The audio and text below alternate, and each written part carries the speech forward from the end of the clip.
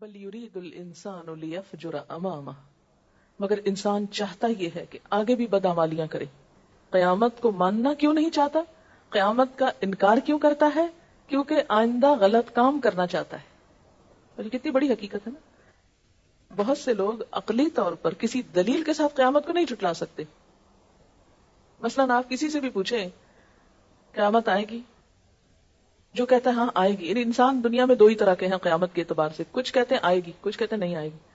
جو کہتے ہیں آئے گی تو وہ کیا دلیل دیتے ہیں کہ ہمیں پیغمبروں نے ایسے بتایا اس لیے ہم مانتے ہیں، تو پیغمبر سب سے سچے انسان تھے۔ جو کہتے ہیں نہیں آئے گی، ان کے پاس اس کی کوئی دلیل ہی نہیں ہے۔ کہاں سے پتا چلا آپ کو نہیں آئے گی؟ وہ کہیں گے دلیل یہ ہے کہ انسان جب مر کے مٹی ہو جاتا ہے تو یہ دوبارہ کیسے بنے گا؟ یہ سارے سمندر، ستارے، پہاڑ، ہر چیز ٹوٹ پھوٹ جائے گی، پھر یہ کیسے بنے گی؟ تو یہ تو کوئی دلیل نہ ہوئی، اس لیے کہ جو چیز ایک دفعہ بن سکتی ہے وہ دوبارہ کیوں نہیں بن سکتی؟ آپ اس کو مثلا ایک چھوٹی سی مثال سے سمجھا سکتے ہیں کہ یہ گلاس ہے، اگر اس کو توڑ دیا جائے تو کیا دوبارہ نہیں بن سکتا؟ بن سکتا ہے نا۔ لوہے کی کوئی چیز ٹوٹ جائے تو اس لوہے کو پگھلا کے دوبارہ ڈھال لے، پھر بن جائے گا۔ اگر یہ ایک عمارت گرا لی جائے تو دوبارہ عمارت نہیں بنتی، اسی مٹیریل سے بن سکتی ہے۔ تو اگر انسان دنیا کی کچھ چیزوں کو ٹوٹنے کے بعد دوبارہ بنانے پہ قادر ہے، روٹی ٹوٹ جائے، پیڑا دوبارہ بنا کے آپ دوبارہ بنا لیتے ہیں، کیا مشکل؟ جب تک مٹیریل آپ کے پاس۔ یہ بھی سب کہتے ہیں مادہ فنا نہیں ہوتا، میٹر جو ہے وہ کبھی ختم نہیں ہو سکتا۔ یہ تو مانی ہوئی بات ہے نا، جو میٹر ختم نہیں ہو سکتا تو پھر اگر ایک شیپ سے دوسری میں آ جائے تو اس کو واپس اس اصلی شیپ میں کیوں نہیں لایا جا سکتا؟ اور سب سے بڑی بات یہ کہ جس نے پہلی دفعہ بنایا وہ دوسری دفعہ کیوں نہیں بنا سکتا؟ اس ماننے میں آخر کیا مشکل؟ ان کے پاس تو دلیل ہی کوئی نہیں۔ اللہ تعالیٰ فرماتے ہیں یہ بات کسی دلیل کی وجہ سے نہیں کرتے، اس بات کے پیچھے۔ کس بات کے پیچھے؟ قیامت کے انکار کے پیچھے۔ دراصل ان کا نفس کار فرما ہے، ان کا نفس جو ہے وہ نہیں ماننا چاہتا۔ یہ چاہتے ہیں آئندہ بھی دنیا کے عیش و عشرت میں پڑے رہیں، غلط کام کرتے رہیں۔ ان کی خواہشات ان کو نہیں ماننے دیتی۔ کیوں نہیں ماننے دیتی؟ اس لیے کہ جس شخص کو بھی سچے دل سے حقیقی معنوں میں پکا یقین آ جائے کہ مرنے کے بعد دوبارہ اٹھنا ہے اور حساب ہونا ہے، پھر ہو نہیں سکتا کہ اس کی زندگی میں کوئی تبدیلی نہ آئے۔ آخرت پر ایمان، انجام کا یقین انسان کے عمل کو لازماً بدل دیتا ہے۔ اس لیے ہم دیکھتے ہیں کہ مکی دور کی صورتوں میں قیامت کا تذکرہ، آخرت کا تذکرہ سب سے زیادہ ہے۔ صحابہ کرام کی تربیت کے لیے، اصلاح کے لیے جس ایمان کی آبیاری ان کے اندر کی گئی، ایک تو وہ اللہ کی عظمت تھی کہ اللہ کو سب سے بڑا مان لو، دوسرا یہ کہ اپنے انجام کو دیکھو، تمہارے ساتھ ہونے والا کیا ہے۔ اور یہ حقیقت ہے کہ جو شخص اپنے انجام کو دیکھ لے کھلی آنکھوں سے، پھر ہو نہیں سکتا کہ وہ اپنا عمل نہ بدلے۔ چونکہ یہ لوگ عمل بدلنا نہیں چاہتے، اس لیے آخرت کو ماننا نہیں چاہتے۔ یسأل ایان یوم القیامہ، پوچھتا ہے قیامت کا دن کب آئے گا؟ پوچھتا ہے قیامت کا دن کب آئے گا، یعنی جب اس سے کہا جائے گا قیامت آئے گی تو اگلا سوال اس کا کیا ہوتا ہے؟ کب آئے گی؟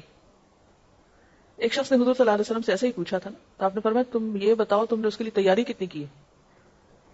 یہ کسی بھی دن کے بارے میں، کسی بھی اوکیزن کے بارے میں جو شخص صرف تاریخ سے دلچسپی رکھتا ہے کہ کس تاریخ کو ہوگا، کس دن کو ہوگا، وہ شخص کچھ سنجیدہ انسان نہیں۔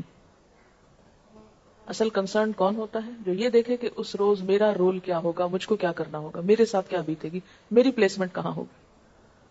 فَإِذَا بَرِقَ الْبَصَرُ، لیکن اللہ تعالیٰ نے بتا دیا، آؤ دیکھو نشانیاں، جب آنکھ چندھیا جائے گی۔ برقہ، برقہ کس سے؟ برق سے۔ برق کس کو کہتے ہیں؟ بجلی کو۔ تو برقہ ہوتا ہے بجلی کی چمک سے آنکھیں چندھیا جانا۔ یہ تو ہے لفظی معنی، لیکن محاورے میں اس کا معنی کیا ہے؟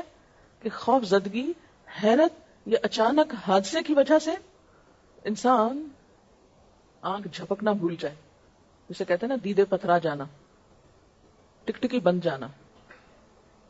جب کوئی شخص بہت پریشان ہو جاتا ہے تو اس کی نگاہ ایک جگہ جم کے رہ جاتی، پلک جھپکانا بھول جاتا ہے۔ آپ نے دیکھا کہ میت کی آنکھیں خود بند کرنی پڑتی، وہ اپنی روح کو جاتے ہوئے دیکھتی ہے، جسے نبی صلی اللہ علیہ وسلم نے بتایا، جیسے سکتے کی کیفیت میں بھی ہوتی۔ فرمایا وہ دن ہوگا جب تمہاری آنکھیں پتھرا جائیں گی، دیکھنا بھول جائیں گی، ان کو کچھ اور ہی نظر آنے لگے گا، پھر تمہیں دنیا یاد نہ رہے گی۔ اور یہ مرنے سے پہلے بھی ہو سکتا ہے اور قیامت کے دن بھی ہو سکتے ہیں، کہ ہر انسان کی قیامت اس کے مرنے کے ساتھ ہی شروع ہو جاتی. فَإِذَا بَرِقَ الْبَصَرُ وَخَسَفَ الْقَمَرُ، اور چاند بے نور ہو جائے گا. آج کل کبھی چاند بے نور ہوتا دیکھا آپ نے؟ کب ہوتا ہے؟ جب گرہن لگتا ہے. یعنی اب بھی عربی میں چاند گرہن کے لیے بھی خسف القمر کہتے ہیں نا. صلاۃ کسوف اور خسوف کا لفظ پڑا ہوگا فقہ کی کتاب میں.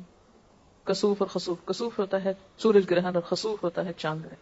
تو خسف القمر، چاند گرہن میں کیا ہوتا ہے؟ چاند کی روشنی چلی جاتی. قیامت جب آئے گی تو فرمایا اس وقت بھی اس کی روشنی چلی جائے گی. اب تو لوٹ آتی نا، پھر نہیں آئے گی واپس. سورج سے لیتا ہے نا اپنی روشنی. جب سورج اور چاند کے بیچ میں، بالکل بیچ میں زمین آ جاتی ہے تو کیا ہوتا ہے؟ اس کی روشنی وہاں تک نہیں جا سکتی.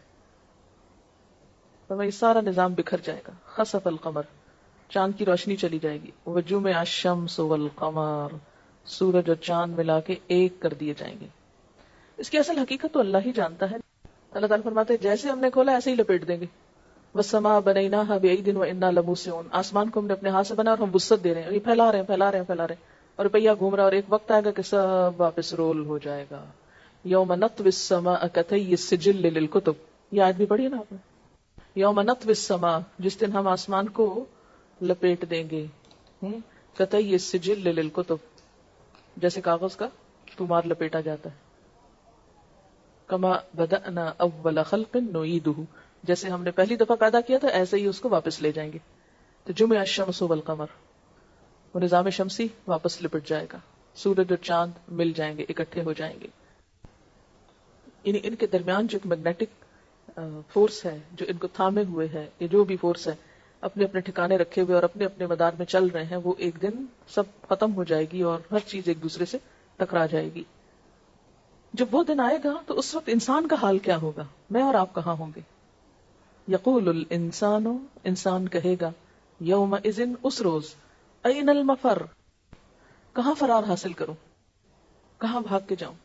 اور ایسی کیفیات زندگی میں کہ جب کوئی پریشانی کا وقت آیا تو انسان کیا کہتا ہے؟ کہاں بھاگ جاؤں، کہاں بھاگ کے جاؤں.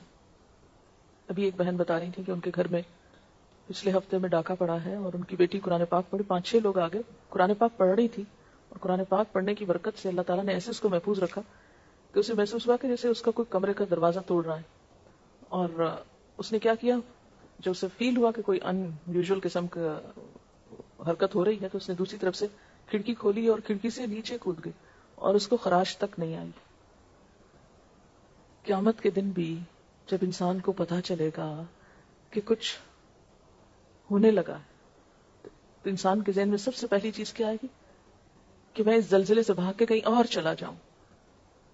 لیکن جہاں بھی بھاگ کے جائے گا وہاں بھی زلزلہ ہوگا. این المفر، کہاں بھاگ کے جاؤں، کہاں بچوں، کوئی چھپنے کی جگہ، کوئی بھاگنے کی جگہ. کلا، ہرگز نہیں. لا وزر، کوئی پناہ کی جگہ نہیں، کوئی چھپنے کی جگہ نہیں، کوئی پناہ کی جگہ نہیں، کوئی بوجھ اٹھانے والا نہیں. وزر کہتے ہیں پہاڑ یا قلعہ جہاں انسان پناہ لیتا ہے.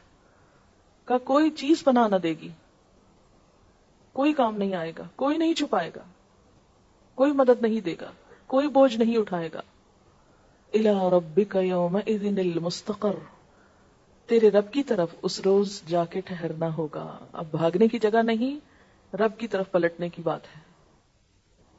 اب ٹھہرنا رب کے پاس. مستقر قرارگاہ کو کہتے ہیں نا، جہاں جا کے انسان ٹھہر جاتا ہے. گھر کے لیے بھی استعمال ہوتا ہے. 12ویں پارے کا یاد ہوگا آپ کو، یعلم مستقرها ومستودعها. تو مستقر سے مراد کیا تھا؟ دنیا میں جو گھر ہے، ٹھکانہ ہے، کہ گھر میں آ کے انسان چین پاتا ہے. تو وہاں انسان کہاں جا کے رک جائے گا؟ الی ربک یومئذ المستقر. ساری زندگی اسی رب سے بھاگتے رہے، اسی کو بھلائے رکھا، اسی کے لیے وقت نہ ملا. آج اسی کی طرف واپسی. وہی ہماری محبتوں اور عقیدتوں کا مرکز نہ بنا. آج اسی کے پاس جانا ہے، اسی کے سامنے پیش ہونا ہے، وہیں جا کے رکنا ہے. یُنَبَّأُ الْإِنسَانُ يَوْمَئِذٍ بِمَا قَدَّمَ وَأَخَّرَ. وہاں جا کے کیوں ٹھہرنا ہے، وہاں کیوں اکٹھا کیا جا رہا ہے؟ وہاں بتایا جائے گا انسان کو جو اس نے پہلے کیا، جو پیچھے کیا، جو آگے بھیجا، جو پیچھے چھوڑا. سورۃ کہف میں آپ نے پڑھا وَوَجَدُوا مَا عَمِلُوا حَاضِرًا وَلَا يَظْلِمُ رَبُّكَ أَحَدًا، جو انہوں نے عمل کیے ہوں گے سب حاضر سامنے پائیں گے. قدمہ آگے بھیجا، یعنی کون سا کام آخرت کے لیے کر کے آگے بھیج دیا کہ یہ میں اپنے رب سے جا کے جزا لوں گا اس کی، اور کون سا کام پیچھے چھوڑ گیا، آثار جو بعد میں آنے والی اس کی نسلیں اس کو فالو کرتی رہیں اس کام پر. ہم میں سے ہر شخص اپنے مرنے کے بعد ایک مثال چھوڑ کے جاتا ہے، اچھی یا بری. ہر جانے والا اپنے بعد والوں کے لیے ایک نمونہ چھوڑ کے جاتا ہے جس کو وہ فالو کرتے ہیں. آپ دیکھیں نا آبا و اجداد کی تقلید کتنی زیادہ ہوتی. ہر اچھے برے کام کے لیے ہم کیا دلیل دیتے ہیں، ہم کیوں کرتے ہیں یہ. کسی سے آپ پوچھیں نا آپ یہ ایسے کیوں کرتے ہیں، مثلا یہ لباس کیوں پہنتے ہیں، ایسا کھانا کیوں پکاتے ہیں، ایسے طریقے سے شادی کیوں کرتے ہیں، کیا بتائیں گے کیوں کرتے ہیں؟ کوئی اس کی لاجک ہوتی ہے اس میں؟ نہیں. ہمارے آبا و اجداد میں ایسے ہوتا ہے، ہمارے گھرانوں میں ایسے ہوتا ہے، ہمارے خاندانوں میں ایسے ہوتا ہے، ہماری برادری میں ایسے ہوتا ہے. یہ کس کی برادری اور کس کا خاندان کس سے مل کے بنتا ہے؟ انسانوں سے. تو جو طریقے رسم و رواج ہم فالو کرتے ہیں وہ دراصل ہمارے آبا و اجداد کے طریقے ہوتے ہیں، اور ان کے دراصل آثار ہیں. اگر ہم ان کو صحیح ہے جاری رکھیں تو ان کے لیے بھی نیکی، اور اگر غلط ہے ہم ان کو ختم کر دیں تو نیکی، اور اگر ان کو چلاتے ہیں تو ہم بھی اس میں شامل، پھر وہ ہمارے آثار بھی بن جاتے ہیں.